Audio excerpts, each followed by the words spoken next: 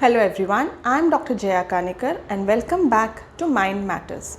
In my last video, we spoke about stress, what is stress and how do we proceed from stress to mental illness. Today we are going to talk about how to deal with this stress. So there are two factors in it. One is emotional resilience and second is coping skills. Now coming first to emotional resilience. What is emotional resilience? Emotional resilience is our ability to handle setbacks and to bounce back after that. So basically it is our ability to navigate difficult life situations and not to get overwhelmed by the emotions while handling it, and also not to give up. Whereas coping skills are various strategies or techniques that each individual can use to deal with the stress while it's happening. Coping skills can be things like practicing self-care, journaling, meditation, deep breathing, mindfulness, hobbies, spending time in nature, spending time with friends, whatever works. So coping skills will vary from individual to individual, but they will help at that moment to alleviate the stress. Whereas emotional resilience is more of a process. It is something that we build along the way, and it is then kind of like in a safe deposit, it is there for you. So whenever you have a stressful life situation, you are going to use on the skills that you have built while building up your emotional resilience, and that is going to help you navigate the life situation and come back better and stronger. So let's see about how we build up emotional resilience. The first point is that we have to have a strong network group, a very strong support group. So you have to build up a network of friends, family, of other people around who matter to you, and even sometimes a trusted therapist who can help you navigate through difficult life situations. The second thing is to have a positive mindset. Now when we say positive mindset, we don't always mean that no matter what happens you have to be happy and smiling and be positive all the time. It's not that. Basically when we say how you should have a positive mindset, what it means is that you should be aware of what are the points in this situation that are in your control, and you should try on changing only those points.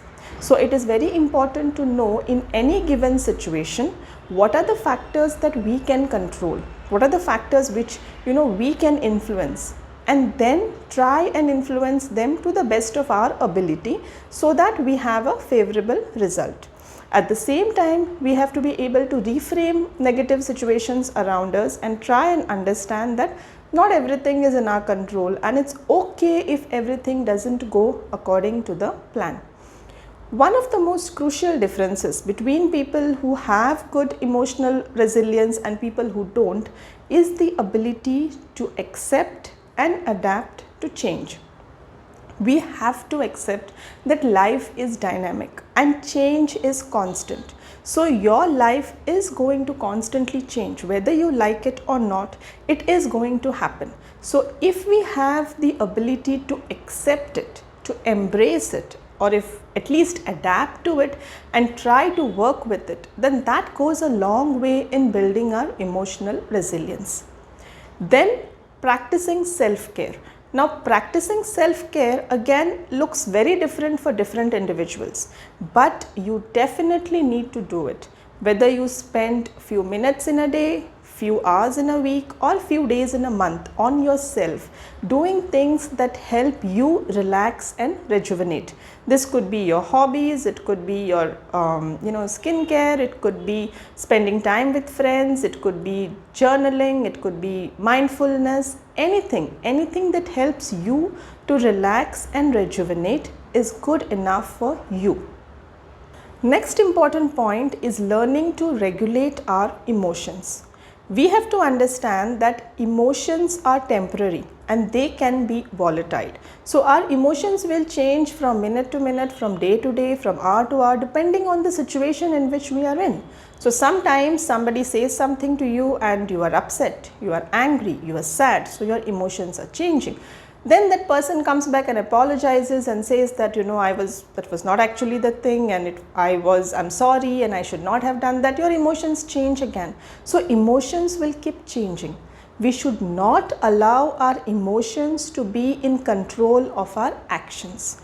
We have to be in control of our actions. We have to respond to any situation. We should not allow our emotions to react to any particular situation.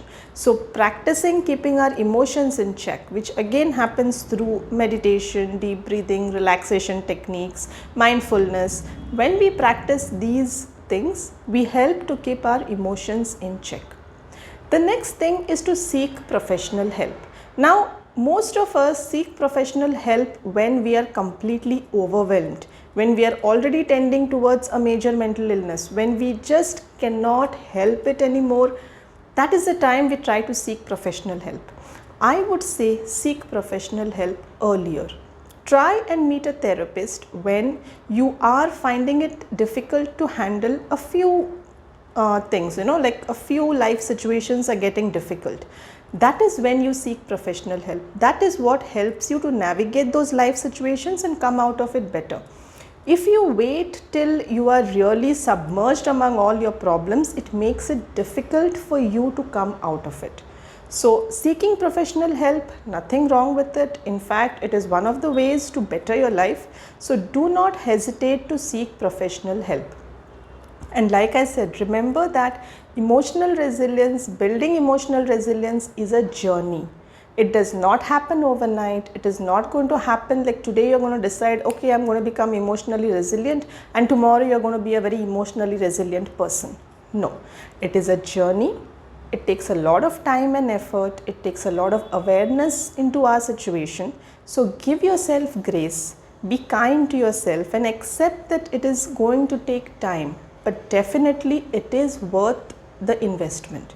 We have to do it so that as and when life throws a curveball at us, we are ready. We are not at that time scrambling on our reserves and trying to, come out of that situation. We already have all the skills in our artillery, and we are confident. We know that this is the way that we can handle any situation. One important point to remember is that no problem that you face is insurmountable. Even though it may feel so, you may feel that, oh my goodness, this problem is so big, I just cannot deal with it, I don't know about resilience, I don't know about coping skills, and doctor, you don't know how big a problem I have in my life, it is way chaotic, I cannot deal with it. Any problem that you have, if you break it down into smaller components, it becomes a tiny problem, and a tiny problem is always easier to fix. So whenever you have a big problem, please break it down into smaller components and then see what you can do about each component. There definitely will be something that you can do about a tiny component. So do that. See that you can fix one small component, and as you keep doing that, one, it will boost your confidence because you are solving your problems, and second, it is also going to help you because it is part of your big insurmountable problem. So do that and then see whether you are able to face the challenge or not able to face the challenge. I am sure you can do it if you divide it into smaller components. So please work towards building your emotional resilience, work on your coping skills, and as always, remember, please be kind to your mind. Thank you.